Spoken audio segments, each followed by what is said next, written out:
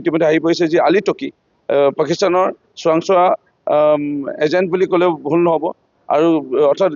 গৃহ বিভাগৰ লগত তেওঁ হলিগলি সেই তেনেকুৱা এজন ব্যক্তিৰ যি প্ৰতিষ্ঠানত কাম কৰিছিলে লিড পাকিস্তান তাত গৌৰৱ গগৈ ডাঙৰীয়াৰ সহধৰ্মিনী এলিজাবেথ গগৈ ডাঙৰীয়ানীয়ে পাইছিলে 2.5 লাখ টকা আৰু তেখেতৰ এই লিড পাকিস্তানৰ যিজন মেনেজাৰ আছিলে মেনেজাৰ পাই আছিলে 50,000 তেওঁ মালিকে যদি 50,000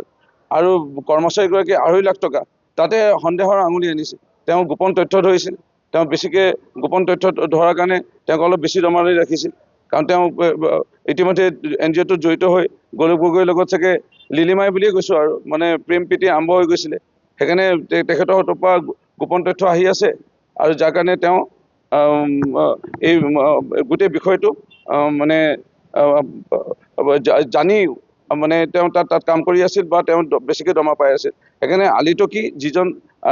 জৰিয়তে আজি ইতিমধ্যে অৱগত এটা ছবি আহিছে যে পাকিস্তানৰ আজি